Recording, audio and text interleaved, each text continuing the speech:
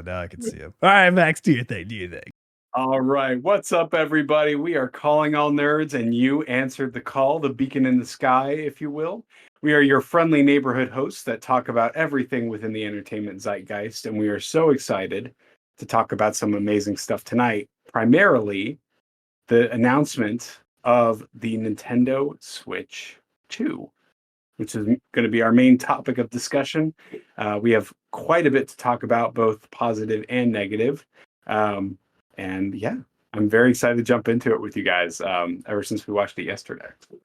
Yeah, I think that's definitely a good way to describe this. This is definitely the all things Switch 2 plus Nintendo and other Switch things kind of podcast. As Max said, yesterday was April 2nd, and Nintendo had a Switch 2 Direct, which I feel like was a first. I don't think the Switch was around when they were doing Directs. I feel like Directs were like relatively new. So this was like the first like Switch Direct, right? So that was cool. I mean, like they came up with the aspect of Directs after the Switch was already out. Okay. So I honestly can't even remember how they announced the Nintendo Switch. I almost wonder if it was at E3. There was rumors like really early on. I know that. Yeah. But I got a whole sheet of like things to talk about. I figured to try to help in the interest of, I know we just have a lot to talk about. So I figured maybe try to do our best at splitting up into sections. So I got one kind of focusing on specs of the console, maybe like prices of things, both game related and console, kind of as like a next section. And then lastly, game announcements. Now with the game announcements, for those who are listening, there's new games, there's Switch Enhanced 2 versions of games, there are Switch 2 free update versions of games, and then older games coming to Switch 2. So there's like 4 little subcategories to that. But before we get all the way down to there, we'll talk about the Switch 2 specs. I'm just going to kind of read a quick spec sheet, and then I'll let you guys kind of chime in on what your thoughts are. For sure. So I have all these links to. I don't know how YouTube's going to work with descriptions, but if you're listening to us on Spotify or Apple or Amazon, I'm just going to take the podcast notes and just dump them in there. So the handheld itself is a 1080p LCD screen. There are up to 4K scaling, 120 hertz when you're in the dock mode. The 120 hertz does also work for 1080p and 1440p. Obviously, it's depending on the game. Magnetic Joy-Cons. There is a cooling fan on the dock to help with performance, they say. There's a new C button. They have a Discord-like feature that's going to now be on the Switch that kind of involves that C button. It kind of looks like butt cheeks, but that's fine. 256 gigabyte storage is now the onboard storage, still expandable through micro SD express cards. And then obviously assume games are going to be bigger, so you're probably going to go through that 256 storage very quickly. You'll probably want to get an express card. There is HDR support. It is a 7.9 inch display screen, which is about 50% more than the normal one. There is finally 2 USB-C ports, one up top and one down below, which is great. One for docking, both for charging. And then according to Nintendo's website, you get approximately 2 to 6.5 hours of battery life. For what I have seen, there was a Treehouse event today on April 3rd in New York for hands-on experience. There is most creators that I've watched so far do videos are letting you know, don't think this is going to have battery life the same as your original Switches. It's going to be worse. Just kind of how it is. Game sharing. I put this in the specs list. We'll probably talk a little bit more about this. Game sharing is a really neat feature that's kind of into it. Maybe it's kind of because of why they're pricing their games the way they are. Again, we'll talk about that in a second. We still do not have any exposure as to what the RAM is in the Switch. Speculation's around 12 gigabytes of RAM. And then the CPU and the GPU is just said to be a custom NVIDIA. Not sure why Nintendo likes to hide their RAM and CPU and GPU, but they do. Now, and then last thing I'll say before we all just like chime in. I have a video also linked down in these descriptions from Austin Evans, who was at the event today or maybe yesterday, whenever it was, in New York. And he did say, from a performance and a spec use, it feels that the Switch 2, one, is a lot better than the current Switch as far as performance-wise. He compared it that it definitely performs better docked than a Steam Deck performs. And even in handheld mode, he said it slightly still feels as if it performs a little bit better than a than a Steam Deck in handheld mode. So I would say that maybe it's like comparable, but we will get all into that kind of more. So I don't know. Maybe like of these specs, kind of like what were the things you guys got most excited about? Like when you watched this, like what maybe surprised you, or what were you just like, whoa, like I wasn't expecting that. Like 4K, I wasn't expecting that, right? That was kind of crazy to me. Thought it was cool. Very excited. I was like, oh, I didn't expect that. Yeah, I was not expecting the frame rate. The fact that even in handheld, they're saying that that games can go up. That mean I do not expect most games to ever go up to 120 frames per second, but the fact that it can handle that in handheld mode is pretty amazing. Yeah. It really shows to me that they've really been working hard with NVIDIA and their tech team and for the specs to really make this into like the best possible handheld on the market for when it comes out. And yeah, I would say that was the biggest surprise for me. To your point, Tyler, was the 4K, the fact that it can go up to 2060 or 2160 docked. And that even in handheld, I think the highest it can go is 1080p, but still you get that 120 frames per second. I also heard today that there is DLSS and ray tracing, which interesting, which is pretty impressive. Overall, I am very impressed by the machine. I think it's going to be really cool to see in action. Yeah, for sure. I will say one nitpick. It's really not a big deal. I wish it was an OLED screen, but I was not 100%. Expecting it to be. 100%. Yeah, but 100%. I know we'll probably get an OLED version in for a sure. few years. Yeah, I think when we talk price, I definitely have a few things to say about OLED when it comes to our price section. But what does the OLED do? Is that like what makes it brighter? Yeah, crisper, literally all brighter. it is a brighter screen. Yeah, like I mean, it looks, and that's the thing why I'm not too concerned about it. Like, as someone who owns OLED TVs, like I'll have that OLED experience while it's docked. So it's like it's really not that big of a deal for me. But like, like blacks look a lot more like deep and rich stuff like that. Usually OLED is nice. Like I have it on my Steam Deck and I do really enjoy it. It's a very crisp, clean kind of look. Didn't they add it to like a Nintendo Switch Pro? They made a Switch OLED.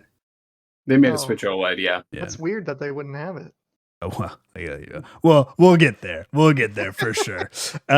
Peter, what also I forgot to say, there's a mouse support. There is mouse support in the Joy-Cons. It's actually pretty cool. Apparently the Switch does a very good job. Again, from this video, if you haven't watched it, it is actually pretty good. The Switch does a really good job at like when you're down like this, it knows like you're in mouse mode, and when you pick it up, like the shift they said was pretty smooth on like knowing, hey, I'm in like a Joy-Con mode and like, oh, I'm in mouse mode. So that's obviously like a really huge, big new feature, plus like new rumble and all that kind of jazz. So I forgot to say that. But yeah, Peter, what were kind of like some specs that were kind of like blowing your mind or like catching you off guard? I mean, I was going to say that the mouse feature, because when I was watching the video, I was just wondering, what is Nintendo going to do? Because they always do something like kind of weird or kind of new. They're trying to like push the boundary. There's always there's always a gimmick. I want to see something like the Wii when they first announced the Wii and we're like, what? We would like to play. Motion controls. And the mouse thing was pretty weird. Yeah. That seemed like their gimmick. I was like, what? Who asked for this? Yeah. But it was kind of cool. I mean, but I'm also thinking, when am I going to, I guess I'm wondering if I'm sitting down and I don't really have a table in front of me when I'm gaming, like, will that turn me off to some of the games? But it's still cool. Like, I want to try it out on PC gaming because it said you could just like I'm pretty sure you can just use it as a regular mouse, even if it's not Nintendo Switch games. I think if I was like you're talking about like watching connected to your computer, right? that sounds And brutal. I could be wrong Yeah. about that, I but would not want to use it as a PC. right. I was Yeah. imagining that, and I think my hand would The be like so carpal tunnel. tight Yeah. on it. So I don't know how it would feel even Yeah. when you're gaming. But that was surprising. And and the other thing was the camera and the Discord feature, Oh my which gosh, yeah. they have needed that. I mean, they've needed like a connect to play with friends feature for such a long time. I did not see them putting a whole button to do that, and they really made it like an important feature during that showcase to show how you can like mute yourself. They even showed the blender in the background going to showcase that like the audio is going to be what is it, soundproof or something like that. Yeah, it'll be able to pick like up noise voices. removal. Yeah, and I am curious about that just to see how it would how people would use that in like further with their family, like if people are like playing it with family members and how much are people actually going to use that feature. I even saw like they had the camera feature was incorporated in the games to showcase your face like a little bubble, and that part kind of it creeps me out, but at the same time it seems like it could be cool if you're like with people that you know. But if you're with people that you don't know, I'm kind of wondering like if Nintendo's taking a step into the foray of like connecting to random people and suddenly like showing everyone's face if they connect to that feature. Yeah, anything that pertains to like a camera, I usually stay away from. So like I know from at least for my house, we probably will not invest in a Nintendo 100%, camera or 100%. The chat stuff would be cool. Like if like we were playing together or like, Hudson and Jack were playing with us and got to play with like you and Julie and Ty on Mario Kart and we could all talk together as we raced, like even from our houses. I like that. Like that's pretty cool. I don't know. I don't see a lot of value add for me personally for all that stuff. It's such a bold move to bring back the camera since like the Kinect. I think that's was exactly like the what I last thought. camera I was getting like a lot of Kinect vibes, and I was like even when they were showing the Mario Party connection with like the camera, I was like, this looks very like this may be fun to do once, and then like I would never do it again, kind of thing. Yeah, the thing that I thought was very interesting, and I'm curious, like for me, I have zero interest in that thing. Like you said, Max, maybe there'd be some cool times if like, your boys wanted to like play with Julie and I, and that could be like kind of fun. But like if I am playing with like my friends, I will hop on Discord and either just play my Switch in my hand or have it docked and just be talking to my friends on Discord. And what I also thought was hilarious was just how trash quality the screen share was. There's like a whole section of them showing how in Discord, which we're doing it now. We have our webcams in Discord. We're using Discord. And, you can screen share, and Discord on their like free version, you can stream 720p at 30 frames. I don't even know. It looked like some of their footage was like 20 or less frames. It was so bad, like laughable really bad. Was. And I kind of started thinking like, oh, does that mean Nintendo's going to start getting into like the industry of saying like, hey, if you want better streaming quality, pay us extra. Like there's Discord Nitro where you can pay for like a monthly fee or like a yearly thing, and it allows you to stream 1080p at 60 frames, all that kind of stuff. And I was like, I wonder if they would like try to touch that market. I mean, I would think not. I also can't say I fully understand the use case of wanting to like stream your game, because I feel like the best thing about that chat version is like you playing the same game, and like I don't need to see your game if we're playing it together. I could just see you in the game. And then they were like, oh, well, you could be playing different games. I'm like, yeah, I don't think I'm going to be hanging out with my friends on my Switch if we're playing different game. Like, I don't know. It's to me it seems like a niche thing, but it's probably not. Yeah. Who knows? Maybe there's a lot popular in places outside of my little area. So who knows? It definitely feels like, for the first time, it feels like in a long time, this kind of jump in console for Nintendo seems like the most like, what's the word I'm looking for? Like very small changes, like between like the Switch 1 and the Switch 2. Like I think they, at least in my perception, the Switch was such a success, like the most success they've ever had. And it, for me, it was like, okay, they don't want to rock the boat too much for what they know is popular and what is working. They really kind of pioneered kind of this resurgence in handheld gameplay. So how do we do that in the best way possible? Yeah. And I think that their answer was, okay, we make the best handheld that's possible to own on the market right now for like half the price of other handhelds. But we still have to be Nintendo and add random features. So let's throw Discord in there. Let's throw the camera feature. Let's throw the mouse feature. And that's like as far as they decided to go this time around, it seemed like. So when you say, it's interesting how you mentioned like small changes. So when you think of that, do you think of like new features, like how Peter was like, oh, like the mouse thing was like a whole new like gimmick? Like, is that what you kind of mean? Because like obviously like the screen size is bigger, right? There's more storage, high resolution. Like, is it because like that like resolution already exists in a Switch? They just made it better, and like screen sizes are there. They just made it bigger. Like, to you, those are just kind of like copying, pasting, getting a little bit bigger. There's not much like new to it.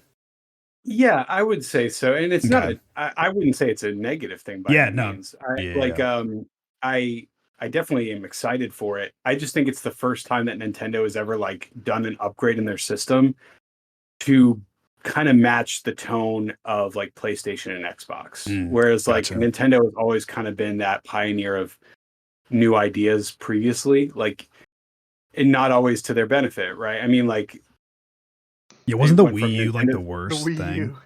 Oh yeah, the Wii U was a disaster for them. Like it was the iPad Wii. Yeah, like I mean, I owned the Wii U, and like that thing. I mean, I loved the games on it, but like no one owned a Wii U. Like almost no one bought it. Like it was just, it was like holding a play school pad in your hand and like playing games on it. But yeah, I think that they're like just constantly trying to innovate the experience of gaming, which I like. But I think this time around, I think they've really just kind of landed on their gold mine of just like, no, this is what it is, and this is what it should be. And so we'll just iterate on it and make it better and make it the best possible handheld out there, which, you know, I think that they may, well, we'll see if they have succeeded in that. But this is the first time they've ever really kind of focused on specs so hard. Like when I think back to even the Switch or the Wii U, they never really talked about frames per second or the resolution of the console. It was always just about, here's what the console does. And it's really cool, isn't it? And like, this is their first time kind of coming to the plate, kind of playing with the same kind of jargon as the rest of the video game community has gotten used to, which is interesting. Yeah, and I think, you know, I do think they're making changes in the right area, like the right small changes, like the Joy-Cons are longer now, which is great. I have average to large size hands, and I hate holding my Switch. I have not held a regular Joy-Con in a very long time. I just have aftermarket ones that are like bigger because it just is what I need to grip it. I like the, you know, it's going to be longer now. The joysticks, there is some decent claims out there that they're finally going to be using like Hall effect Joy-Con or joysticks, which are like the really nice style. Should not have, you know, what was it, Joy-Con drift? That should be like pretty minimal because of these new like Joy-Con or joysticks that they're putting on there. I love that the little SLSR buttons are like bigger now. That's kind of nice. That's great. One thing I gotta ask you guys: how often do you play in like kickstand mode on your Switch? Never. I don't think I've ever done it in my life. I think one of the greatest things is how much they talk about This is so cool. The new kickstand. You can put it at any angle. If you want to play it completely horizontal, you can. Why would you? Who knows? But you could do it anyways. And I'm like, I think they. When will I kick that thing out? I think they showed it off like that to like go alongside the mouse functionality of like, oh, just take your Switch to the table, okay, put out the kickstand, and like, okay, that mouse mode. Yeah, that's a really good point. I don't know. Maybe I feel like if there's any time that I would use it, I probably would use it for that. Because if I'm docked, I mean, I might do mouse dock. I don't know, but yeah, that makes a lot of sense. Huh? Yeah, I didn't think about that. I'm gonna really have to see how they incorporate that feature into games because I know how those features usually go, and if it's just for some mini games in Mario Party, that's like the only game. Well, Metroid showcase. Metroid has mouse support. Civ 7 is going to have mouse support. Oh, okay. Yeah. Well, the mouse support for Metroid actually looked pretty clean. Yeah. Like at least from the footage they showed, I was like, okay, that looks pretty slick. I was like, because if it feels as good as it looked in that kind of few seconds of gameplay they showed of using the mouse for Metroid, I would play Metroid that way because it is that first person kind of have to like look around and shoot. Now that I'm thinking about it, I think I can see how the move to add a mouse feature like that could be a big decision for them to try to make sure that they can add more competitive games to and actually be a contender, like a console contender, to have cross-platform competitors with PC players. Yeah. And that way they can like drive more sales for some of those PC gamers that want to like continue playing hardcore CS:GO and stuff like that on the go. Yeah, I think the only concern is hand fatigue, like what we were talking about earlier. Yeah. I don't think longevity wise, having that little Joy-Con and like mount, I don't know. It'd be very interesting to see how long of sessions there is. I'll try to stand up for the audio listeners. This won't make sense, but I watched a video. There is the wheelchair game. It's like Rocket League, but you're in a wheelchair playing basketball. So you have the Joy-Cons in mouse mode, and imagine they're your hands on like the wheelchair. So if you go like this, it moves the right wheel. If you go like this, it moves the left wheel, and then you have to like click or do something. So you're doing like this motion, or you're going like this, or you're going like that on like to be like you're in a wheelchair. So that was like one of the games that they talked about, and the person who was reviewing it was like, "Yeah, I got fatigued in like 5 minutes because it was just like an awkward kind of like." When you're sitting down, I think also maybe just where he was at this treehouse event, like his shoulders were kind of tense, and he's like a bunch of motion there, motion like this, and then double motion. He was just like, yeah, my shoulders got fatigued in like 5 minutes. It was like kind of intense. But now that game obviously is very designed for like I think a specific motion. Whereas maybe with Metroid, if it's kind of like, hey, the mouse is just in your right hand, this is like your movement in your left. Yeah, maybe it won't be as fatiguing, but you said the controller will easily recognize, like if you just pick it up and start like playing it a different way, it'll switch to that. That's what that is what they're claiming. Now, it could be game developer specific. The one at the Treehouse event right now is Civ 7. And it was said that like it was a smooth experience. Like if you're kind of clicking around with a mouse and then you pick up the Joy-Con and like maybe move something around, like it was a very seamless thing. But like I'm assuming Civ 7 is one of the 3 major games on like a Switch 2 early launch to like promote mouse. Like it's gonna be Metroid. It's gonna be this. I forgot what the name is called. I have it written down. It's going to be Metroid. It's going to be whatever grab and go or whatever. Dragon Drive. Not grab and go. And then Civ. So those are, I'm assuming, are going to be like the first 3 games of like, hey, mouse is good. So maybe like the Civ 7 devs like put a lot of work to make sure it's seamless. But yeah, I'm not sure, because I see it as like the PS5 controller. Sony exclusive people know how to really utilize the controller and like the rumble and the sound and audio. Whereas like maybe first parties don't really get into it all that much. That's my guess. But what were you going to say, Peter? Sorry, I cut you off. No, that's a really good point, because like I'm thinking of God of War. I think utilized the rumble features really well, and I guess the good thing is that Nintendo has a lot of first party games that like they try to really build with what the console is capable of. Yeah, like if anything's going to play well at 120 frames, it's going to be like a Mario game. It's going to be a Kirby game, which probably aren't the most demanding, and you could probably easily get 120 frames out of like a Mario game. You might just not see 120. Well, you're not going to see 120 frames for like Cyberpunk.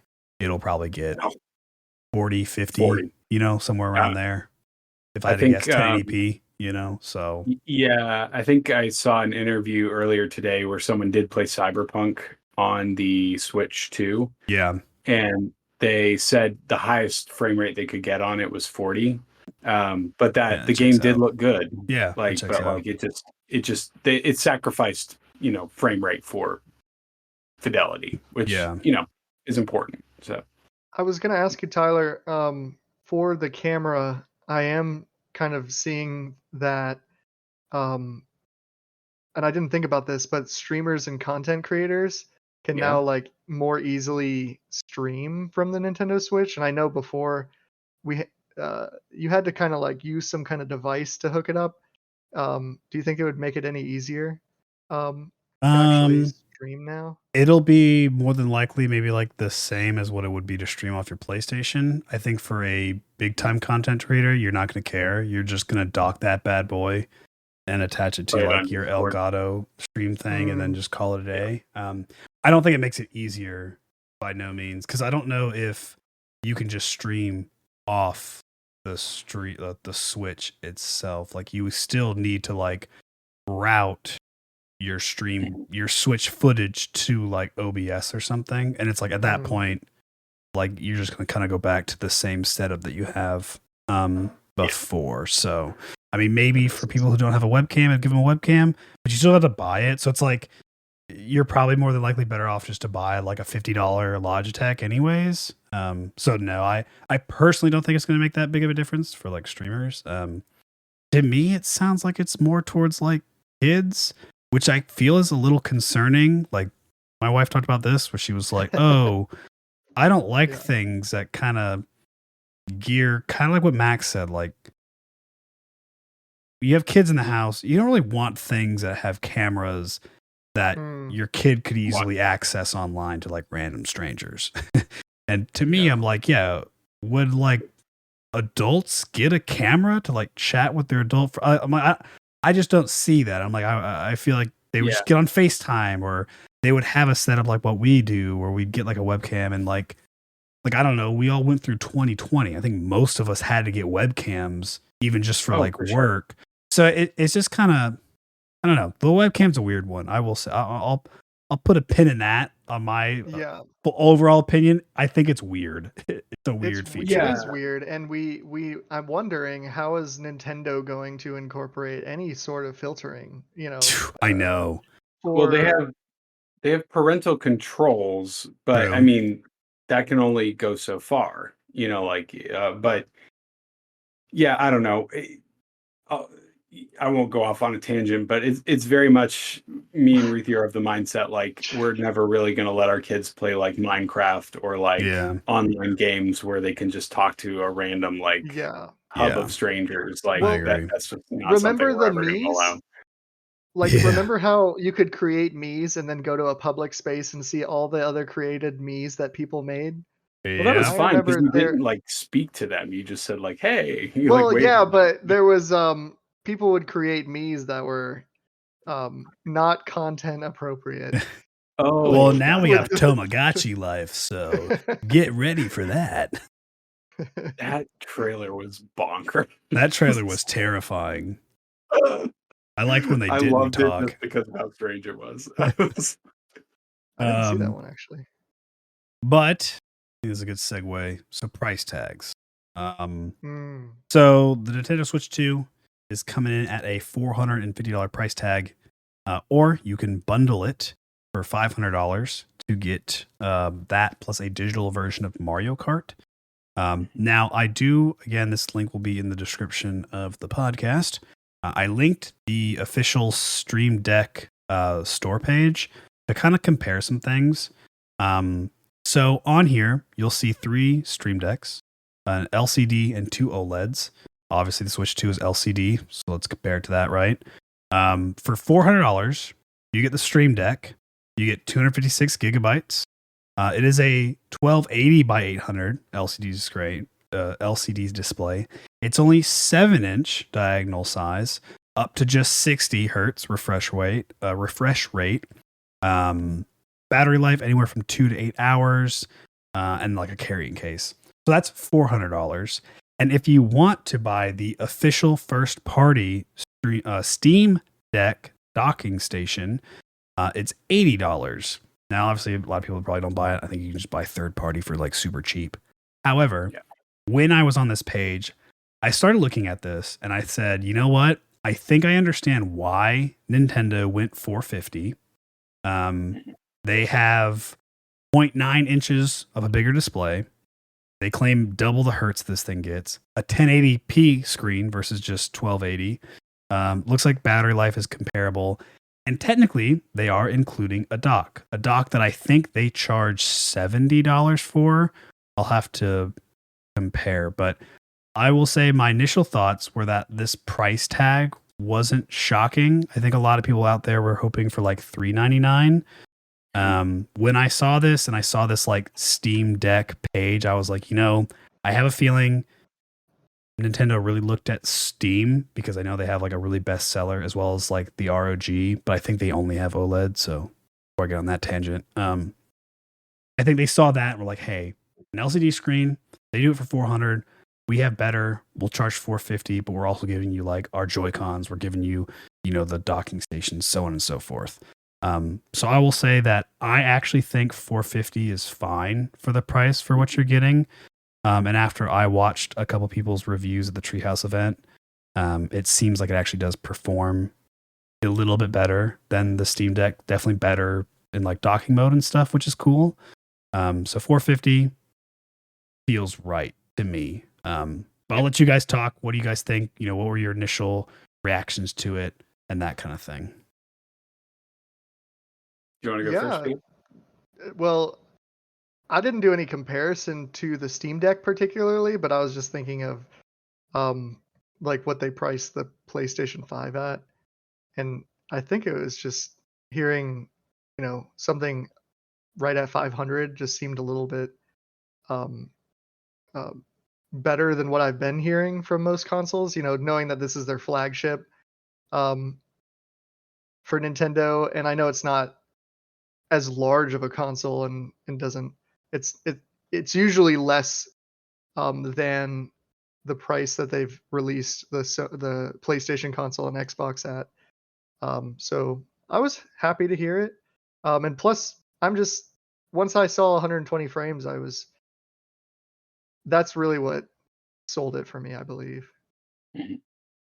Yeah, I'm not mad at the price either. I think them making a tier with the Mario Kart bundle at 500 is actually super smart because that's pretty much going to guarantee that most people are going to go for that bundle, because why wouldn't you? You can get Mario Kart for $30 less than what you'd have to buy it alone. So I think the attach rate of Switch 2s to Mario Kart is going to be almost, 1-to-1 in a lot of sense. If you can get that bundle.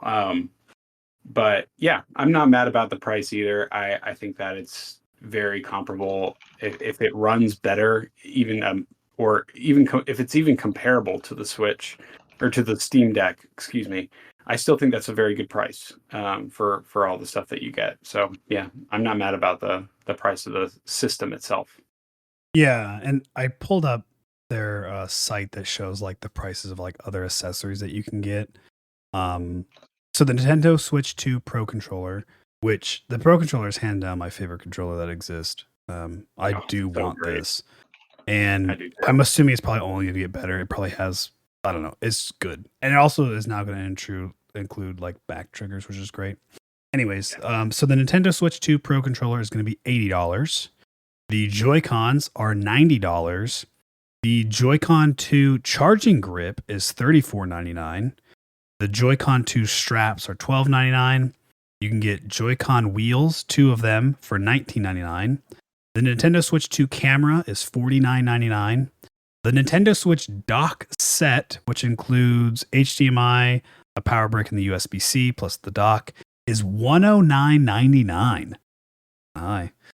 Like if you want an extra dock, you mean? Yep. Outside of the one that comes with it? Got it. Okay. Yeah. And I'm kind of just like looking at, right, like they're charging $450 and you get like a dock and you get, so it's kind of like the price seems pretty fair. A carrying case plus screen protector is going to be $34.99. A Switch 2 all-in-one carrying case, which can hold your dock and like Joy-Cons and stuff, but not the actual Switch, it's going to be $80, which seems kind of insane.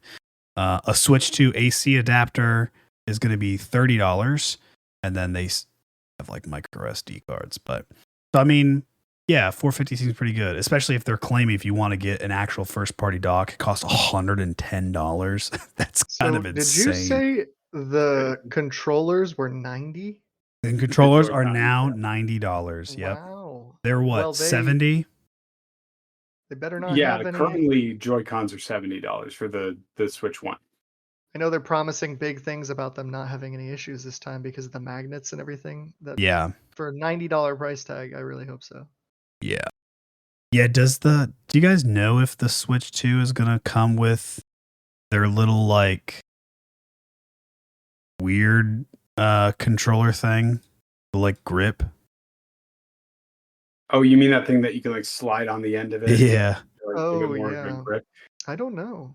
I don't know either. I think with the magnets, I don't know if they can do that. They have one. They do have a grip. Oh, that's true. Yeah. I just didn't know because I think the original Switch came with the grip, right? You got the dock and the little grip thing. It did, yeah. I'm just trying to figure out as far as like, just trying to see what all comes in the box. My head is telling me no, they'll make you pay for it. Pinch your fingers or something. Yeah. Could you imagine if you got a blister from like putting your Joy-Con back in? You like pinch yourself. Ow. What happened to you? I got mercury poisoning from the magnets in my Switch controller. Well, and now more prices, right? The games themselves. This is the big controversy. If you're listening to this podcast, you are probably aware of what's going on. Games are pretty much ranging. I actually have a screenshot. Anywhere. It's very odd. Games are ranging anywhere as low as like $40 to like $90. So it looks like Kirby is going to be $80. Street Fighter 6 is $60. Donkey Kong Bonanza is $70. Bravely Default Remaster is $40. The Zelda Breath of the Wild Switch 2 edition is $70. And then Mario Kart World is $80.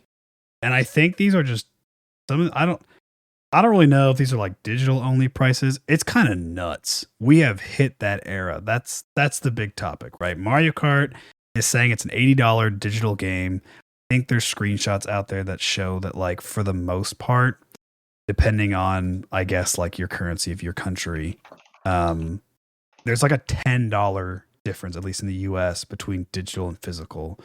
So if like Mario Kart is going for 80 digital, people are like, does that mean it's going 90 for physical, right? And Donkey Kong's going to be 70 for digital. So does that mean it's going to be 80 for physical? I don't know. There's a lot going on around here. I think this definitely now means that other AAA parties are going to be like, sweet, we were just waiting for somebody to make the move. Someone finally made the move. Now all our games are also going to be $20 more than what they are. I've been reading a lot, and I'm gonna say I just don't like it. I didn't like when they went 70. I barely buy $70 games now because I just don't enjoy it. I've been reading a lot of people though who are like, oh, a lot of you guys are complaining. Like, I saw a post that said, I just went out for dinner and I spent $250 for a 2-hour experience with tip, I'm totally fine paying $80 for 100+ hours. Yeah, and my you're in whole the thing is, 1%, bro. yeah, I don't like comparing hours to money. I don't Yeah. think that a game of how many hours it is should determine how well it was worth it. Because I can put I've put hundreds of hours into Minecraft, hundreds of thousands of hours, but I don't think Minecraft's a $90-$100 game. Like, let's just be honest. Like Stardew Valley, I have 500 hours I just looked at on Stardew Valley, and like, no, I'm good. I don't think I would have wanted to pay Hollow $70 Knight was for it. $15. Yeah, like, so I don't agree with everybody who's just like, well, I get 100+ hours, so it's totally worth this. That's fine. That's what they believe. I don't. I think 80 is a little bit much. I also don't love the idea that like one day I'm gonna have kids who want to get video games, and I'm gonna be dishing out like $100 for a stinking video game, and it's like, man, my kid might get tired of the game in like 2 hours, and like, oh, there it is, just that money. Like, I don't know, it seems crazy. When I told Julie about this, I was like, yeah, games. And she's like, I don't love that. That's what's happening, and that like these games that are designed for like kids are now going to be almost upwards to $100 a pop with tax. You're already at 100. I mean, yeah, that's true. Yeah, with tax you are, and I know that like for the U.S. listeners out there, there's a lot of like tariff talk that just happened yesterday on the 2nd. So we're getting a lot of like import taxes that are happening now. I think everything we import is being taxed. And so like there's also just like kind of money stress is kind of going on right around just kind of like the economy and just the state of things. So I think that like it's also an unfortunate time to be seeing all this kind of stuff. Like, do I think $450 for the console is fair? I do. Yeah. I still just don't like it because I'm like, I don't know if I'm gonna dish out $450. But I mean, I have some closing remarks that kind of touch on this, so I'll probably talk a little bit more about it later. But yeah, I don't know. Games. I knew games were going to go up eventually. I think I was just not expecting them yet, because usually it happens when like Sony or Xbox come out with like their new next gen, but it's like a true like, holy crap, like this is changing. Like when we went from PS4 to PS5 and Xbox One to Series X, like the console got so much stronger, and you're like, okay, fine, let's dish it out. To me, I'm like, the Switch wasn't able to play Cyberpunk, but like now it can, just like the Series X or the PS5. So why are we increasing prices of things? We're like, you could already play Mario Kart on a Switch 1. What really has gone down to make it now play on the Switch 2 to justify it being $80? Like, I don't know. If the Switch 2 could play it, if somehow you could engineer it to play on your PlayStation, probably play fine on your PlayStation. Like, I don't know. To me, price increases come with like huge, like generational shifts. And kind of like what Max said earlier, like the Switch 2 didn't make a generational leap. It's catching up. It made a leap in the handheld, but it didn't make a leap as far as the console goes. No, it's incremental. Yeah. So what that's about my big if thoughts. they introduced a subscription service for Nintendo? Like a Game Pass? Yeah. Do you think that they would do something like that at some point? Well, they have, right? Nintendo Online plus whatever the other thing to like get the GameCubes and stuff like that. I kind of feel like that might. Yeah. I feel like, I don't know, because like you can get, I think if you get Nintendo Online plus edition, whatever that's called, you do get like Mario Kart's like DLC with it, and I think you get like a couple other like random little things. If I had to guess, maybe they'll just expand on that. Maybe they'll offer some more DLCs through it. I think Nintendo has found their niche of like, people really like our retro things that we're offering, like the GameCube that's going to be coming out. And I don't know, I feel like that's just what they're going to be touching. because I don't think they want to lose the money. I think Microsoft did it because they've gotten too big, and it's a way that they can say like, hey, people probably aren't going to buy our games because we don't really have a lot of first party games, but we own a lot of companies, so they'll subscribe to us to play all those games. Whereas Nintendo's like, no one has Mario, so we don't have to worry about someone playing it anywhere else but us, right? Like Microsoft's like, oh, we can offer you Halo, but you can also play it on Steam. You could also play Halo on the. It's like, oh, but you can get it through Game Pass, and it's like a nice. Nintendo doesn't have to worry about that. They own right. They own their games. It's the only console. I'm kind of wondering now if, because I mentioned Hollow Knight earlier of being $15, I'm wondering if now that they've transitioned to becoming a partner of Nintendo, and I don't know to what extent they partnered with them, but if they are like considered a first party, like I don't think so. No, still third party. And so I guess I'm wondering if they're going to be able to control their own price, or is Nintendo going to influence it to be? I think they'll be okay because Deltarune is going to come out the same day as the Switch too, but it's also on Steam. So like, I think Toby Fox still owns Deltarune. I think he just collabed where it's like, hey, the Switch 2 will be the first console to be able to get Deltarune chapters 3 and 4 kind of thing. Yeah, like to your point earlier, Tyler, I think that we are kind of entering a new realm of gaming prices, but I think at the end of the day too that these publishers, specifically the third parties, still have control over how much they are going to price their games. And there are still games coming out today that are coming out for like $30, $40, $50 because the developer is like, you know what, I think this is a fair price for the game that we're making, you know. And I love that. I love that not everyone is just like, oh, our game's only 6 hours long. Like you're saying, I don't like to compare hours to quality and to price or anything like that. But it's like, we know what this game is worth, and it's worth $50. So that's all we're going to ask of our consumers. Yeah. Where absolutely Nintendo with their first parties, I would not be surprised whatsoever if every single first party Nintendo game that came out was $70 or $80 digital. You know, like if it's a Mario game, we're asking you to shell out $80. For Donkey Kong, just $70. You know, but like I think that's unfortunately the new norm. And honestly, I think that, yeah, absolutely, PlayStation, Xbox, and all these other publishers were kind of waiting for someone to kind of break that ground and kind of take the flack for it to make it the new norm. And if it wasn't going to be Nintendo, it was going to be Rockstar when GTA 6 came out, because I guarantee you when GTA 6 comes out, it will be $100. Dude, I'm so glad you said that. You're right. I've been thinking about that too. It's so going to be $100 game. It's going to be $100. I guarantee it. Like, well, I can't guarantee it, but like, I would not be surprised if it was. Like, I wouldn't either, because they were like, you know what, GTA 5 is the most successful video game ever made. Like, or GTA 5, I think. Yeah, GTA 5. Like, yeah, we're asking you $100 because we know you'll pay it if you want to buy it.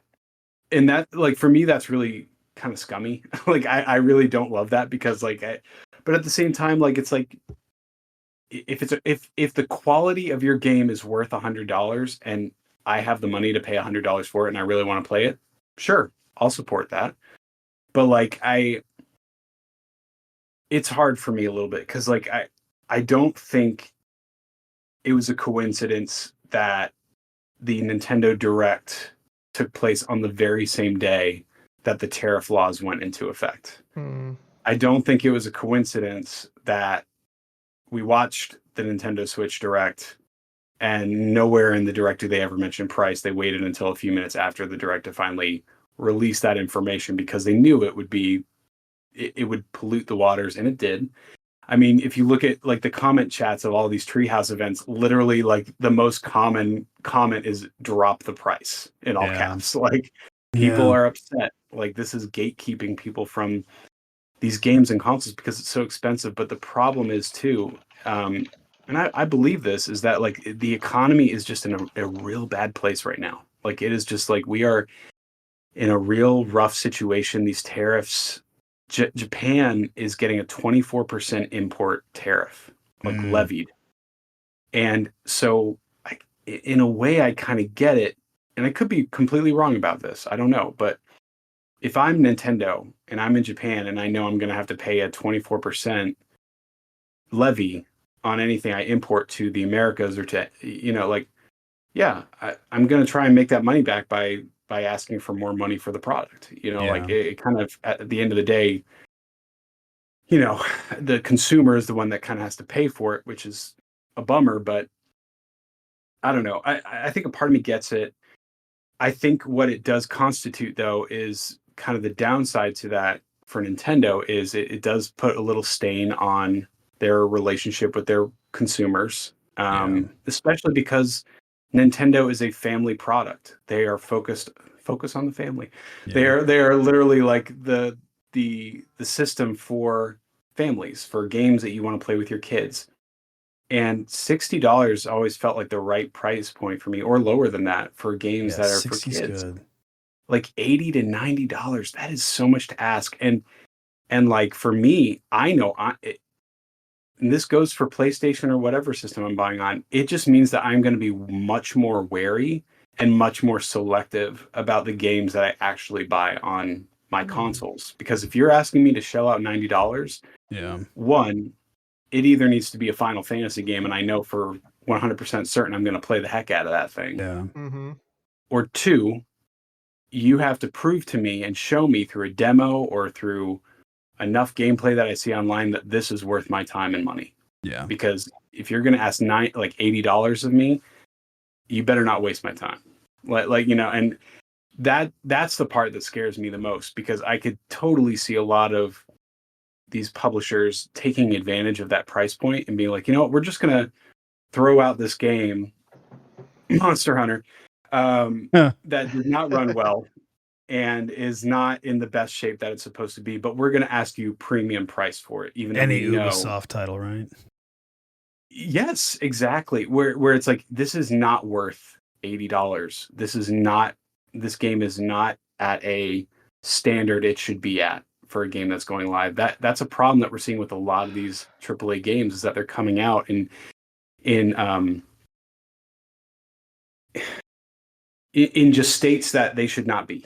Yeah. Like you should not have released this game in the state that it is in. Like it needed more time to cook. And that's not going to change, but I guarantee you people are going to get a lot more stingy with their money because prices are going up everywhere. And I love video games. It's my hobby.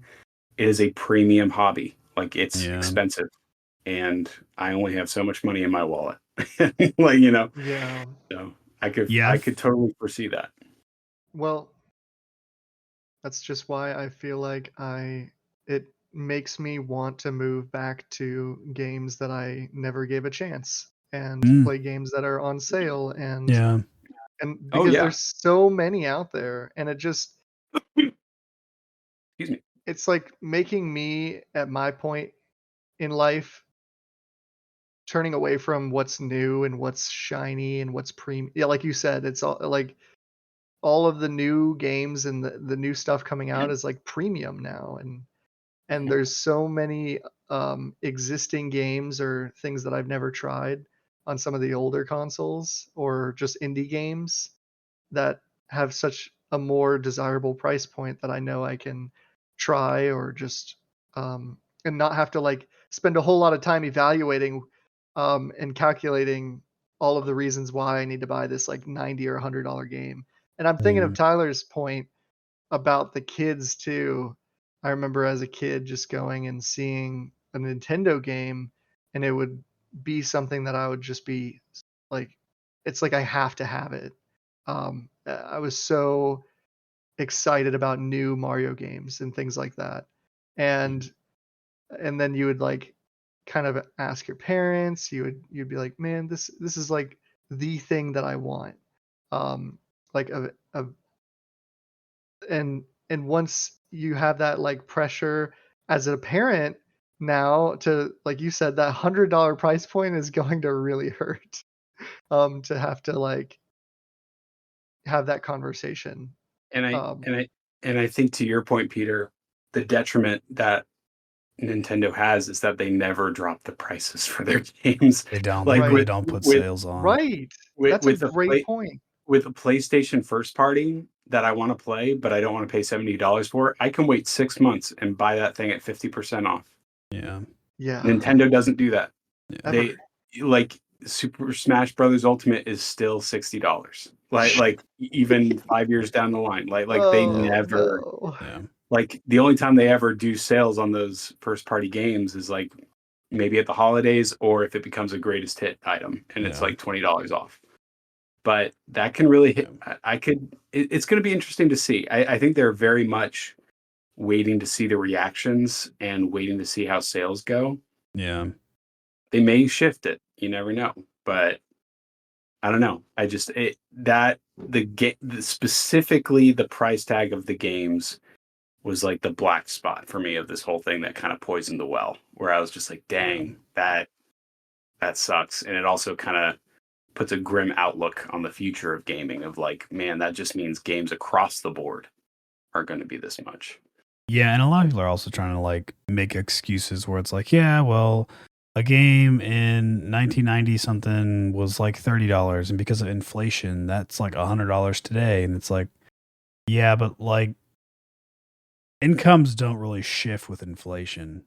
Inflation increases a lot faster than the income rises. And like now with all these tariffs, we're like dealing with all these like imported goods and like groceries and I don't know. Like one of the I guess on the last point of like price, one of the things that I made note of where I said, let's see. I don't like how hard it has been to find pricing on the consoles and the games. I feel like it's been very awkward and not direct. If you expected backlash, maybe adjust, what you're doing in the first place. But it's Nintendo, and they know that most consumers are just gonna be bootlickers and buy this kind of stuff. And then I also said that it just kind of stinks that now I feel like when May and like June comes around for like the pre-orders and stuff, me as just a husband now, someone who has to like take care of more than just myself, I feel like financially I'm gonna be like thinking like, do I get groceries? Do I get a Switch? Groceries are gonna win out. I probably am gonna get the Switch. I just can't afford it because it just doesn't make any sense. When like the time comes around to actually actually do it because of just like projections that we're hearing of like your grocery bill could be going up $50 to $100 a visit, right? And if you're visiting 4 or 5 times a month, boom, it's like $500 more. That's a Switch console and just like grocery price. Obviously, these are all like projections and stuff, and this could totally change come May and June. But as it is like right now, I'm not really sure if I even can see myself getting this, even though like I say all this and I am disappointed at like the prices of these new games. But I would like to get the Switch too, because I would like to play some of these games enhanced. They mentioned Scarlet and Violet is going to get a free Switch 2 update to perform better. That would be incredible. I would so hope that works because I've been saying that to you guys forever of like, I've wanted that so badly so that I can experience like their DLCs in a better performance. I want to get the Switch 2. I want to play Pokemon. That's my thing. I want to just do that. I want to experience it in a good way. And it makes me kind of sad where I'm like, I don't know if I'll be able to get one. I mean, maybe eventually like down the road, but yeah, it's just kind of a bummer. It's just an awkward time to be like talking about dishing out a lot of money. And yeah, I don't know. Yeah. But there were good things, right? There really were. It was overall a really cool direct. A ton of games were announced. I actually have the entire list here. So like I said, there are 4 categories. We got new games. We got enhanced for the Switch 2. We have like free version updates, which are different. Like I just said, like Pokemon is going to be one of those games that get a free update. Whereas like Breath of the Wild is getting a enhanced like Switch 2 version. Kind of like what they did with like PlayStation. I think PlayStation had some like PlayStation 5 enhanced. And so they're like a little bit more expensive. And then older games are coming to the Switch too. So here are all the games that they announced at this direct. We have Mario Kart World, Kirby Air Riders, Legend of Zelda Breath of the Wild and Tears of the Kingdom getting a Switch 2 edition versions. Metroid Prime 4 with a Switch 2 edition, featuring the mouse controls. Kirby and the Forgotten Land plus Star-Crossed Worlds, like a little DLC kind of thing for it that'll be on the Switch 2. Super Mario Party Jamboree expanded version with mouse controls. Pokemon Legends ZA Switch 2 editions with improved performance and frame rate. Nintendo Switch 2 Welcome Tour, which I would say looks like a very crappy version of that really amazing Sony game. Drag and Drive with the mouse controls. It's like the basketball wheelchair 3v3. Nintendo GameCube games for the Switch 2 via online expanded edition. Games like Legend of Zelda The Wind Waker, sorry Max, F-Zero GX, and Soul Calibur 2. Oddly enough, Sunshine will be making an appearance, even though they already have a ported version of Sunshine. I digress. Pokemon XD, Pokemon Coliseum, super exciting. Dusk Bloods, which is From Software's exclusive Switch 2, totally not Bloodborne, so Sony won't sue them, exclusive launch for the Switch 2. Maybe it'll be in PC later, maybe not. Get ready to emulate it though. Elden Ring, Hyrule Warriors, Age of Imprisonment, can't believe they still make these games. Deltarunes Chapter 3 to 4, first time in 7 years, same day as the Switch 2, should also be on Steam, like I said earlier. Hades 2 will be releasing on the Switch and Switch 2 for the first time on a console. They'll be the first consoles to get it. EA Sports Madden NFL, EA Sports FC, NBA 2K, WWE 2K, Split Fiction, Cyberpunk 2077 Ultimate Edition that apparently just runs around 40 frames, Final Fantasy VII Remake Intergrade, Street Fighter 6, Sid Meier's Civilization 7, Hogwarts Legacy, Bravely Default, Flying Fairy HD Remaster, Borderlands 4, Tony Hawk's Pro Skater 3 and 4, Yakuza 0 Director's Cut, Fortnite, Enter the Dungeon 2, Hitman World of Assassination Signature Edition, Project 007, Starseeker, Astronomer Expeditions, Daemon X Machina, Titanic Psychonic, Survival Kid, Star Wars Outlaws, Silk Song, Katsunigami, Path of the Goddess, and Reanimal. Well done. Well done. That is every game. You started to sound like a medical ad at the end. I'm actually winded. I'm gonna let you guys talk about what you're excited for. I didn't know you could talk that fast. All right. I didn't either. 500, here goes 500, 600, 700. I actually also really have to go to the bathroom. I'll be right back. You guys keep talking about these games though. Okay. Okay, Max. Which games were a surprise for you? I mean, let's start with From Software. I was never in 100 years thinking that they were going to get an exclusive From Software game on the Nintendo Switch. Yeah. It looks awesome. It does. Dusk Bloods. There's like a freaking T-Rex in it. I'm like, what the heck is happening in this game? Yeah. But I have such an appreciation for From Software. I'm such a baby though. I could never play any of their games. I feel like I would never.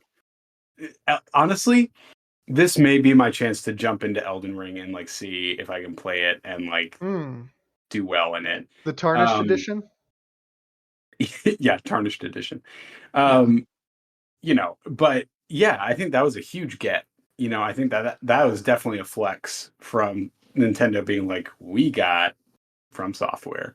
I did look online, and it does look like Dusk Bloods is going to be a multiplayer game. I saw that too. It's you can't make it single player. It's like forcing you into a multiplayer. It almost seems like a way they're incorporating this battle royale style into a Dark Souls game. Like you all drop into a Dark Souls world or a Bloodborne world. It very much seems like Switch's version of this whole Night Rain DLC that's coming for Elden Ring, potentially.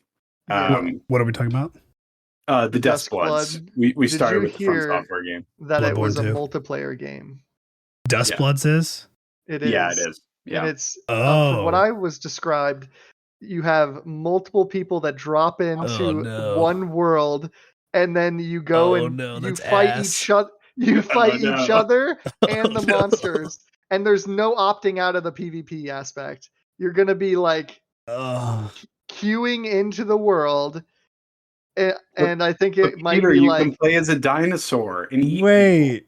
Isn't that what they're doing with Elden Ring? They already announced like that whole like Night Rain. So they're not even giving us Bloodborne 2, so Sony totally couldn't even sue them because it's nothing related to it. Yeah, it's completely separate. And so, yeah, it's gonna be a multiplayer.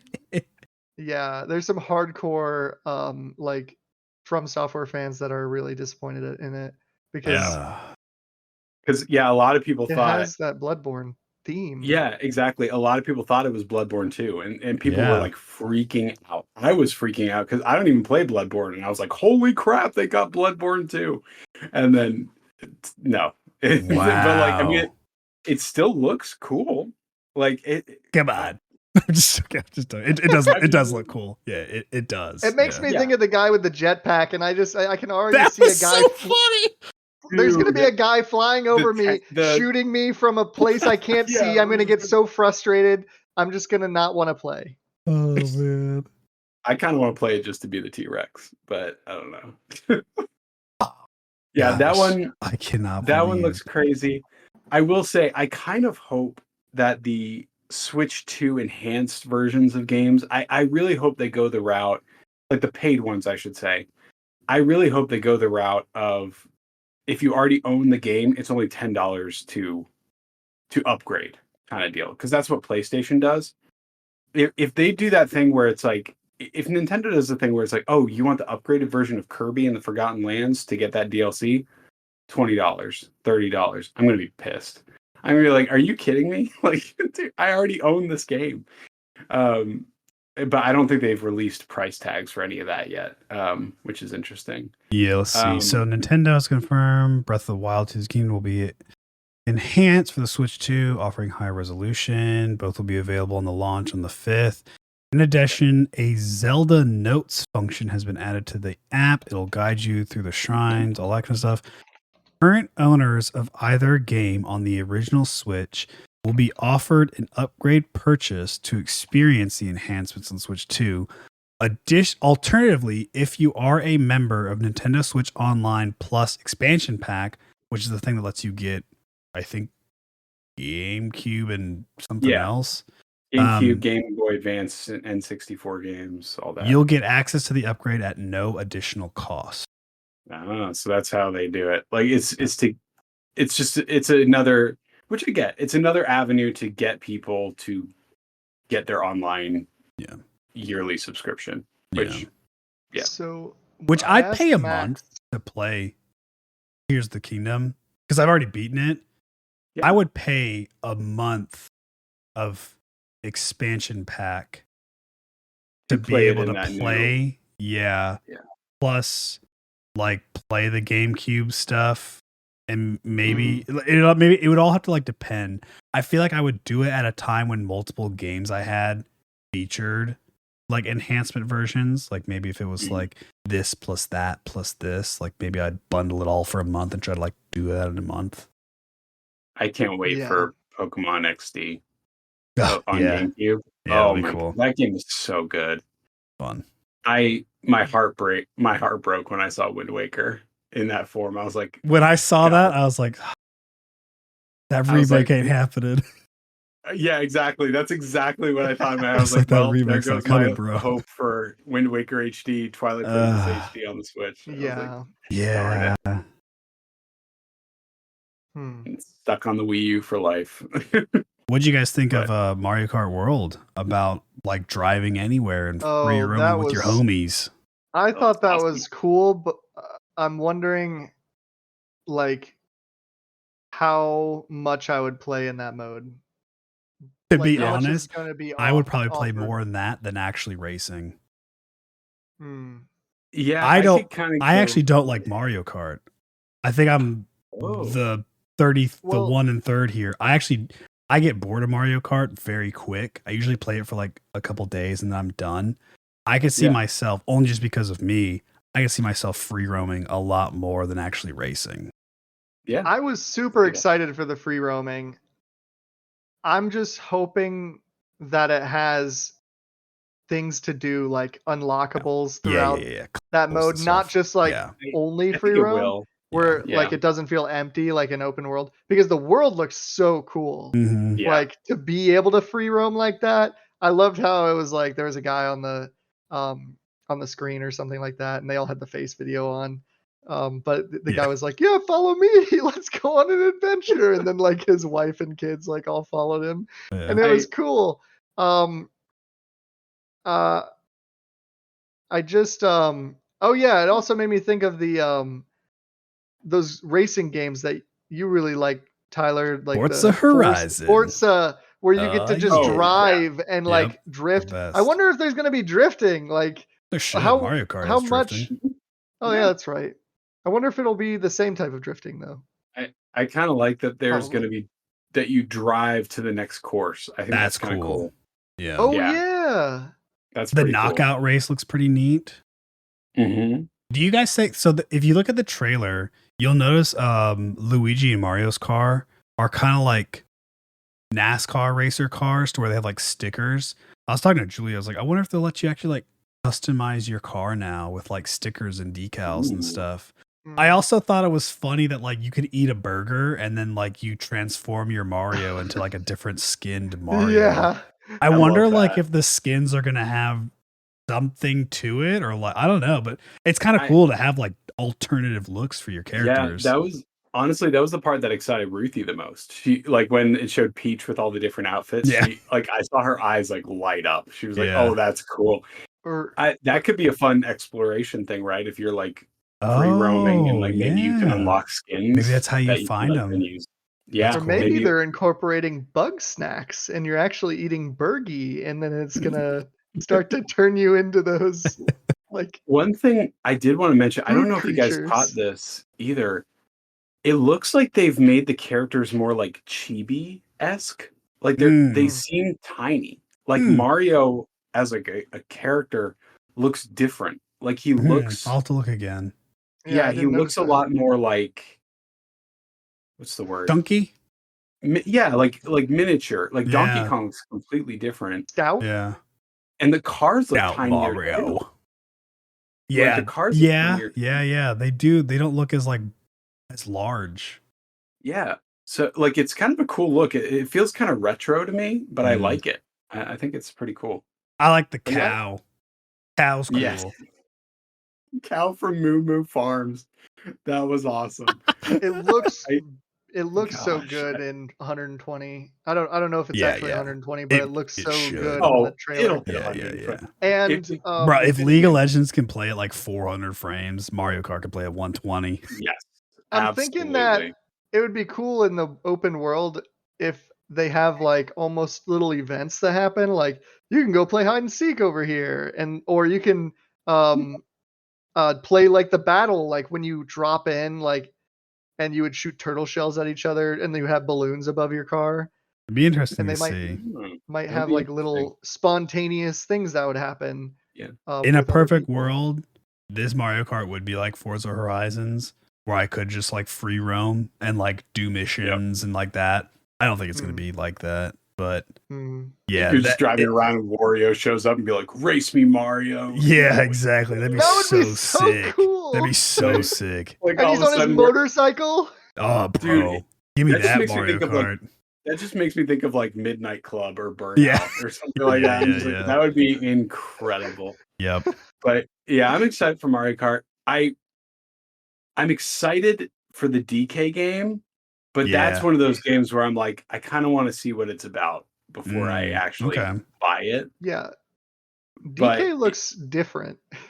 Yeah, he does. Yeah, they changed his look. Yeah. Well, DK looking different. They changed his look to match more of what he looks like in the movie. Yeah. Same like I like it. It's like what they did with Victor in League, Peter, where they're like, now Victor looks like Arcane Season 2 Victor. I don't know if I like it.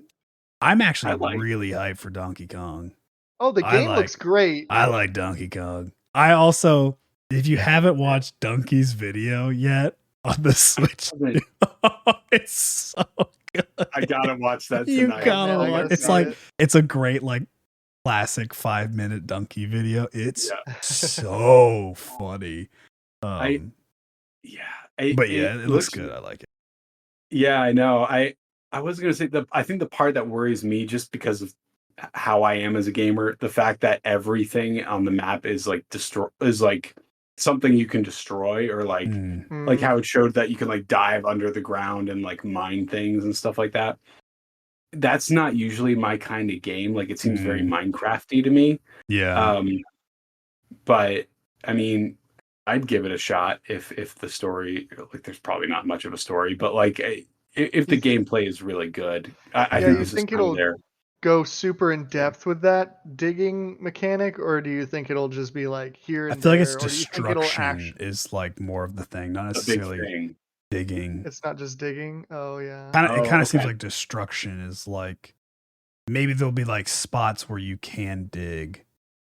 It was Yeah, kind of that's a good hard to point. get the vibe of like, was this How it trying to plays. say like, hey, this is Mario Odyssey But DK. as like Donkey Kong? If that is kind of how it goes and how I kind of saw it, that's what I want. Like I want like their version of Mario Odyssey, but you're playing as Donkey Kong. Like that would be really cool. And I Make hope it that's like what they're doing. It looks like Mario Odyssey Astroneer. meets DK64. That would be Yeah. amazing. Because You remember that game? I'm sorry, what, Peter? You remember Astroneer? Did you play that with me? I've heard Connor? of that one. I don't think I've played It's it. like the terraforming game, and it kind of looks like that terraforming, like when he's breaking the blocks around. And You know what it does look like too? What? You remember the sci-fi space game that I think. Yeah. Oh my gosh, Returnal? why can't I think? Huh? Returnal? No. The one that's been through the like digging game, the mining game you're talking about? it's been through like a bunch of upgrades. It's like one of the best games now because the developers haven't given up on it and the community's really good. Holy cow, you can travel to all the planets. We're almost there. Ark. Nope. We're almost there. Not Ark. Why? It's like an A, right? It starts with an A, or just typed in the word space. It's you travel from planet to planet. Yeah. It's huge. No Man's Sky. No Man's Sky. Woo! How did I think A? So the digging in No Man's Sky looks just like when Donkey Kong digs. No way. Where it's like really weird, awkward, like pixels. It looked just like that. It was very interesting to me. Woo, we got there. That took a while. So that's fine. We weren't. This is going to be like the Odyssey launch game. Pretty much. I don't know. Well, it comes out in July, but yeah, it's not a launch game. Really, I think the launch games are really going to be like the big ones. I should say are going to be Mario Kart, the wheelchair basketball game, and Metroid 4. Yeah, is Metroid 4 a launch game? They haven't said it, but I would be shocked if it didn't go. What did you guys think of Hyrule Warriors coming back? I don't like those games. As like an extension of the storyline in the past. That's stupid. Yeah, like I don't never liked those games either. I don't like Muso games. Like Dynasty Warriors, that type of thing. Oh no, it's just those just seem so boring to me. I don't want to just mash a button and thousands of enemies go flying. Like it's just like there's no gameplay substance to that. Yeah, I agree. Agreed. They had something like that on the Switch. I remember back during Twilight Princess, they had a Hyrule Warriors that came out. If you remember, I remember I had that. This will be the third Hyrule Warrior game. Yeah, that's crazy that they made 3. Yeah. Now, did you guys have any interest in Enter the Gungeon 2 when it was announced? No. I played Enter the Gungeon and it was like fine. For me, I've been playing that recently and I was extremely surprised. Like that really caught me off guard when I saw that, because I'm like actively playing Enter the Gungeon because it's just a game I decided to go back to because it was only $1 on Steam, and I just decided I wanted to give it a try, and because Monster Hunter Wilds really bombed, made me sad, and so I just wanted to play something that I that was the complete opposite, to kind of like show myself that I can have fun not buying a $70 botched game. And I've been having a great time with it. And then it's pretty cool. I see that they saw them. I mean, it's in 3D. I'm like, what? Because the 2D aspect is just it's one of those bullet hell, I think they call it, style games. And I'm like, how are they going to do that in Roguelike bullet 3D? hell. And they showed a little bit of the gameplay, and it kind of looks like it works. I don't know if I'm fully on board with it yet. I am still excited because it's the same developers and they do a really good job. And so I'm pretty excited for that game, actually. Apparently, it's going to be a Switch exclusive. Wow. So Enter the Gungeon 2 only on Nintendo Switch 2, from what I'm seeing. That's where I also get so confused, right? Because they use the term exclusive just like Sony and Xbox would, but like eventually they went to PC. Yeah, it'll probably go to PC. So it's like I'm curious about which of these are actually going to be like exclusive. To me, making Enter the Gungeon 2 a Switch 2 exclusive is kind of dumb. I feel like that thing needs to be on Steam so you can get it on a Steam Deck. You would think so. It needs to go everywhere else. I feel like it might be launch exclusive. Do you think Hollow Knight is going to be launch exclusive? Because I don't think they've announced it yet. No, Hollow Knight Silksong will be console wide. I would be shocked if Silksong wasn't. I think at most, again, like console exclusive at launch. I think that might be the most I could see it, but that'd be dumb. Yeah. The last game that I'll mention that I'm very excited, the new Professor Layton. I cannot wait. Oh yeah. I forgot to write that one down, I think. I love Professor Layton. Not as much as Ace Attorney. I'm still waiting for the next one of those, but I am excited for that. I'm all things Pokemon. I mean, you guys know. ZA getting improved performance and frame rate is going to be awesome. I'm already kind of skeptical of that game as a whole, and I think that could be an entire just like discussion on its own about my feelings of ZA. But I'm excited to like try it out. And I think it'll be really fun. And obviously, anytime I hear the words Pokemon with performance and frame rate is pretty exciting. So it's cool to see that. Really excited for XD and Coliseum, even though I do own them physically for the GameCube, and I have my GameCube next to me. It'll be nice to be able to like play them on the go on the Switch. And then today I read that I said it earlier, Scarlet and Violet are gonna get a free Switch 2 update. There hasn't been said exactly what the update will include, but I would be outrageously surprised if it doesn't even help a little bit with like frame rate and performance, because Scarlet and Violet is still their first party title, like their primary title, and they're still making events for it. They're still going through a bunch of competitive stuff with it, which the Pokemon competitive scene is huge. So it's like, I would be surprised if they don't try to make it perform better so that people still have it until whatever the Switch 2 Pokemon game is going to be. So obviously all Pokemon stuff is what got me super excited. And I would say outside of that, Donkey Kong was cool. I really liked Donkey Kong. I don't know, the other stuff I was kind of, hit or miss. Like Civ 6, I probably get on PC. Street Fighter I don't care about. Cyberpunk, I've tried playing like 20 times and I've just don't give a shiz about that game. Tony Hawk's Pro Skater's pretty dope. That could be kind of fun. I'm a big Pro Skater fan. Deltarune I'm excited for. Yeah, I actually don't know anything about Deltarune. I played Undertale, but I don't know much about Deltarune. Yeah.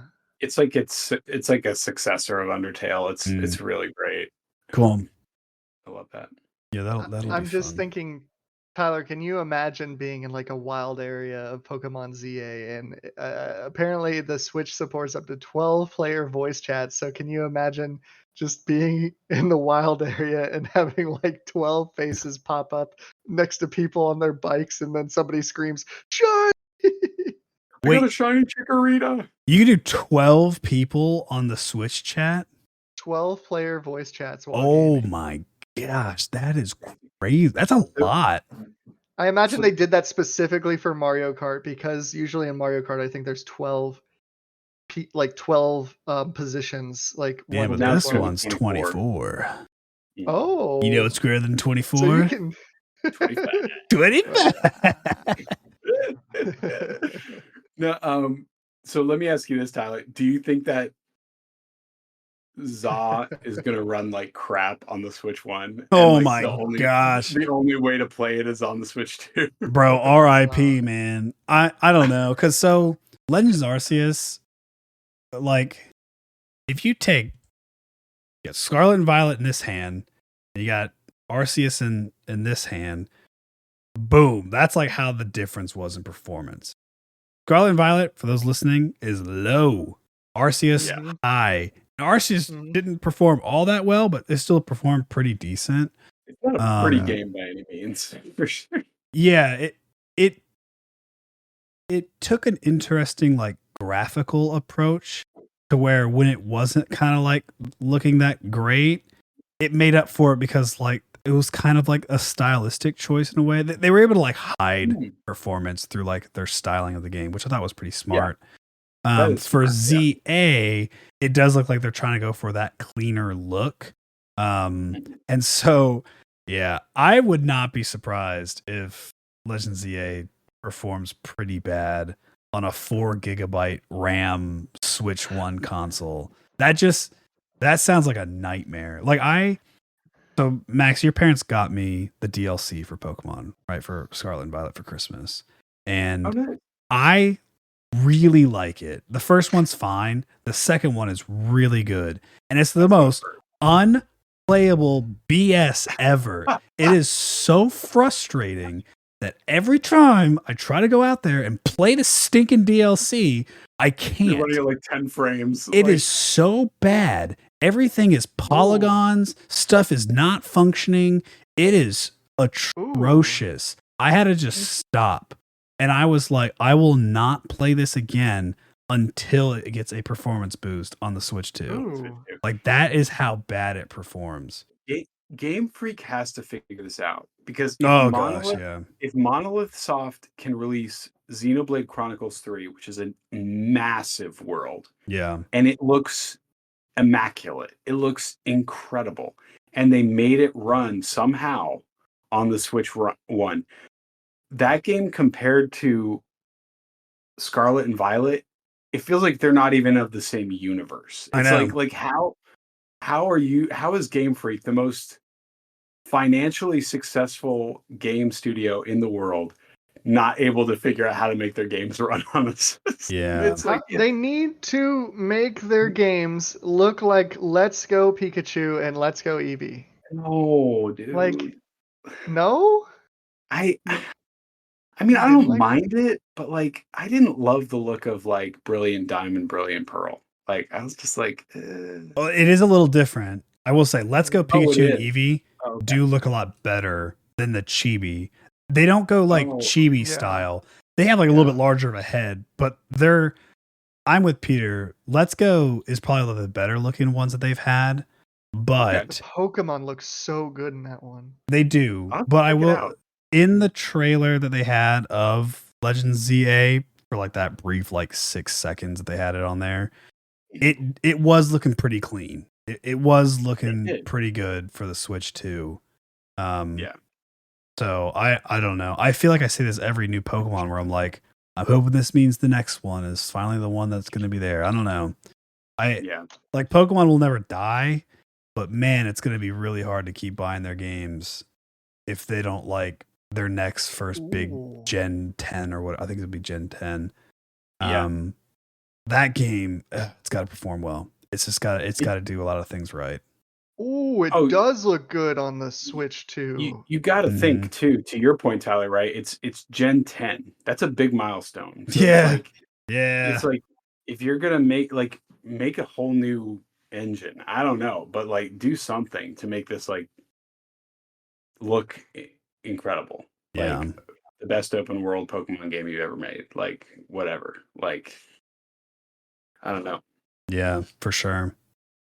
I guess some like closing remarks coming up on the hour and a half mark here, getting a little later for our end. I wanted to ask you guys, what do you guys think about how they're handling the pre-orders? Have you heard about it or? Yeah. I like how Nintendo's doing it.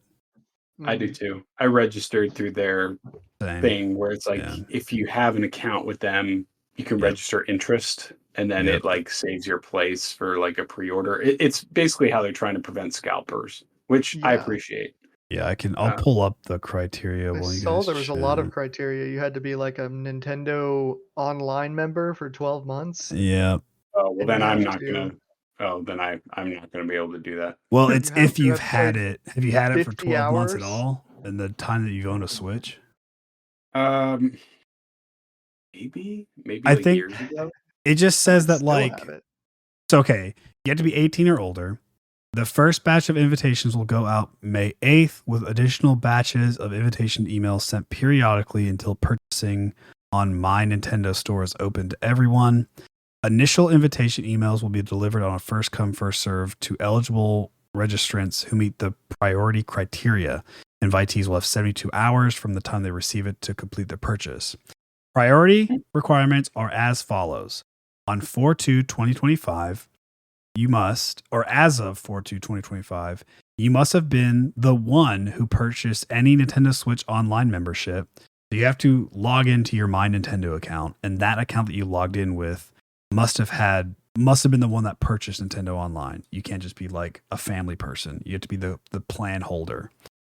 You must have had any paid Nintendo Switch Online membership for a minimum of 12 months. That means in the 8 years that the Switch has been out, you've had to have had at least 12 months of membership at some point, which I read this as like, because it says any paid Nintendo Switch Online membership of 12 months. I don't know if it means 12 months in a row. That's where it's a little hard to understand.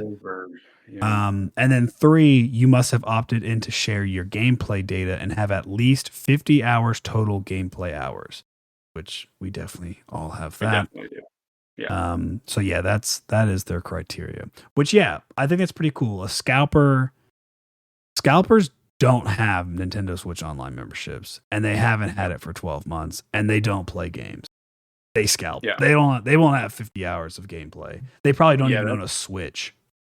Yeah, that's really smart on their part.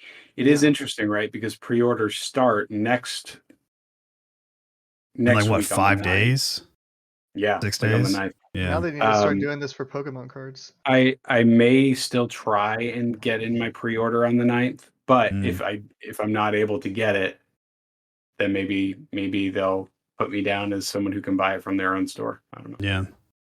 I'm not gonna be sad though if I can't get it, but you know, it just means that it's not time. But post direct, I definitely was feeling a lot more deflated by all the price announcements. The dust was kind of just like settling, so to speak. Already kind of talked about like the economic stance on things.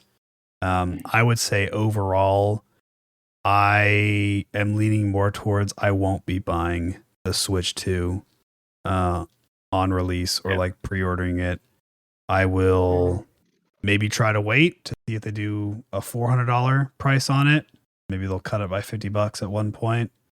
I would say that more than likely I would be buying it maybe closer to Legends ZA release, which doesn't have a day either. I think it just sort of says the end of 2025, if I had to guess. But yeah, just because of money and stuff, I think I am leaning more towards I will not be. All right. What about you, Peter? Honestly, I pre-order it, and hearing you talk more about, looking at you did pre-order it, is what you said? No, sorry, not pre-order like officially, but like I signed up to gotcha. be notified or whatever that it was. And hearing you talk more about like, making sure that you're budgeting for necessities and like the way things are going, it is important to think about.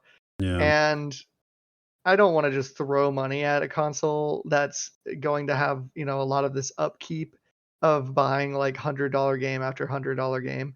And so that does dissuade me more, thinking about like, oh, what types of future things are going to be going on in my life. And I think it'll probably be like, maybe it might be another scenario where I could be swayed to wait, and it might be something that I just start to consider, like even 1 year after it comes out, because that's what happened with the original Switch, because it was unavailable practically for almost a year. a year. And I was fine. Yeah. And Yeah, there's not really that many launch titles, to be honest. That's the only other thing I was gonna say. no, yeah, it's not many. I keep going back and forth, honestly, because I agree with you both. I think from just an economic time, there's just a lot of turmoil right now for the U.S. economy. I don't know. I keep going back and forth on it. I already have the money put aside for the Switch 2. Like that's I've been good. saving up for it. Yeah, that's good. But I don't know. I agree with all of your points. Just like, I don't want to shell out $100, $80 for every new game. But there's a part of me that's like, for me, like, and I'm just speaking for myself, but it's like, I know that if I bought this Switch 2, I would enjoy playing it with my family. We would have a really fun time. And it's compatible with all of our Switch 1 games. So I can play my library of games in better quality. I can take my time and really just buy the Switch 2 games that I really want to buy when I've saved up enough money for them. So I think there's like a part of me that like kind of like sees like, oh, I can make it work, but I'm only speaking for myself, kind of thing. For Like sure. I I think that's great. Are you excited for Xenoblade to be like HD at some point on the new Switch, or any type of Xenoblade game? Oh, I just want it to have 60 FPS. I would love that. Yeah. I would totally replay Xenoblade 3 with Or 60. a new one, But maybe, to be released. yeah, or a new one. But yeah, I think, I don't know. I keep going back and forth. I think Ruthie really wants to get it. We can afford to get it. Yeah, definitely don't hear what I'm not saying, right? I want the Switch 2. I do. Sure. I really want it. I just know I I probably respect your decision to not do it, though, because honestly, I'm part of the problem. No, I really wouldn't say you're a problem at all. I really don't. No, but I think that we kind of have to vote with our wallets in a lot of ways. And I think a lot of people are upset with Nintendo right now of just the prices that they're displaying. And it's hard for me to gauge whether it's out of necessity or out of just the corporate machine. So part of me is kind of hoping that sales are not as high as they were forecasting. So that they really take a second look, and other parties, Sony and Microsoft, take a look at that and be like, ooh, we better be careful with what we're doing if we want to be successful with this. For me, I'm like, I was on the as soon as I saw the video, I was like already locked in and wanting to, like, I want to buy it. It's like I want to buy it, and I want to buy one like for somebody else, type of like, I'm that in on it. But yeah, I got deflated too by the price point. I was like, man, I'm thinking like, because of the where I'm going in my life right now, entering into next phase of a relationship and all that too. It's like now's not the time. I haven't gotten the chance to like sit down and really budget for it. So I think that's something I think I should learn to adapt to before I just like make these decisions spontaneously anymore. And so that's where, like, for me, like, I think I would be in a different position if I like sat down and like allocated for it, like you said, Max. Sure. It's kind of funny how like the three of us hit like the whole like Max leans a little bit more towards it. I'm a little bit no, and like Peter's kind of a little 50-50. It's kind of funny how like the three of us kind of like lined up like that. That's really interesting. And to be honest, I tell you, ZA is going to come out and the Switch 2 will not change in price, and I'm going to be like, darn. But who knows? Maybe I won't even be able to buy one at that point. I have no idea what stock is going to be like. For this thing I care enough about you enough. I would buy Zoff for you, and then you could just play it. It will be interesting to see what's going to go on. But yeah, I mean, that was the Switch 2 Direct. It was a huge event, big enough to where we literally took up our typical podcast time purely talking Switch 2, which was kind of fun. It was kind of cool to hit like one topic and just kind of dissect it into its three parts. Yeah. Are there any other games you guys have been excited about outside of Switch? Last Not Little this year, not thoughts about really. him? Oh, this. Well, it wasn't announced. Wait, yeah, it was announced at Nintendo's Direct before it. Oh my gosh, I can't believe which I forgot. That does look good. I'm so excited. Oh, my sister's also in here. Hello, Witchbrook. Lindsay. Also, yeah, so Witchbrook, I've been following this game, I think for 8 years now. You played a beta, right? Wow. Or something? I know. So they haven't had anything. What they showed at Nintendo's Direct was the most footage. That was like the first actual like gameplay footage. The rest has just been like GIFs or GIFs, however you say them. It's just been like that, like on their website of just like you can kind of see animations. This was the first time you saw gameplay. They made Stardew Valley. Gosh. Well, they really cool. produced it. Chucklefish did. Oh, I love Chucklefish. Concerned Ape is who made Stardew Valley, and then like Chucklefish published it. But Chucklefish publishes a lot of those kind of games, like Starbound, Wargrove, Eastward, so things like that. Yeah, that Peter. If any game I'm excited about, it is that. Like I am so stoked for that game. I want to try that out. Oh, it's gonna be so. I mean, you guys know. I never got to literally. Get on the Stardew I got Valley 500 hours in Stardew Valley. I'm still playing that game to this day, constantly. I'm so excited for Witchbrook. That's gonna be so much fun.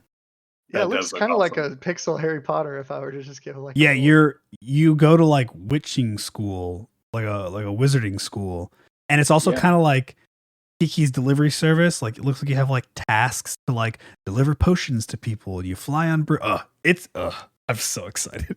It looks so good. It is so my game. Excited. It is one of those life simulators, and it's pixel art, and I'm stoked. That's mine. That's my game. That's awesome. What about you, Max? Oh, that's a great question. Give me a second. Let me look at my list. It's kind What's of a yours, Peter? Year. I really want to try Split Fiction that just came out. I was playing it's so It good. Takes Two, and I did really like it. I played it with Day, and we both really enjoyed it. We got through the first boss, and I really love just the design of the game. It's a really solid puzzle game, and it's really just like relaxing, but it's not like too mind bending like some puzzle games are. It's kind of like right at that level of we need to solve this type of puzzle, and then there's like a fun little boss at the end, and then it has like a cute little storyline. And from what I'm seeing, Split Fiction is a fantasy-esque type game, and so sci-fi. It makes me think of for some reason the Borderlands game that had the fantasy aspect to it. Totally unrelated type of game, but I wanted to get that game when it came out because I was like, oh, that's cool, like diving into a fantasy world that you're not really like, it's kind of like entering into a fantasy world, but they're coming from a different world. I guess that's kind of like what Split Fiction seems to be about. Yeah, Split Fiction is great. I remembered. I'm excited for 2 Game Pass games this month that are releasing: South of Midnight and Expedition 33. I'm really excited to play those games. Yeah, I looked at the South of Midnight. I'm very excited for. I'm playing Avowed right now on the Game Pass, which is fun. You got me to look at though Expedition 33. I was watching the trailer. That looks good. The art looks a little funky, but like in a cool way. Yeah. But it looks very interesting. That'll be fun to kind of like see what that's like. Yeah, and the voice cast is crazy. They got like Charlie Cox, Daredevil, as the main character. It's like holy smoke. But yeah, it looks really fun. So yeah, excited to restart my Game Pass this month to play this. Yeah. Well, I do gotta cut this podcast. I gotta get to work at like 6:30, so I gotta start heading to bed. Me too. But yeah, thank you everyone for tuning in, for listening. This was our all things Switch 2 coverage. As always, we just appreciate everyone who comes and listens. Make sure to kind of check us out on all our podcast sites. I think we got it on Apple, Amazon, Spotify. You can watch us here live on YouTube. We do it every couple of months. We're doing pretty good. I mean, 27 episodes, ain't no joke for 3 people who work a bunch and have other lives. So, yeah, it's really fun to be able to do this and excited to see kind of what our next one's going to be about. But that said, talk to you all later. See you. Peace.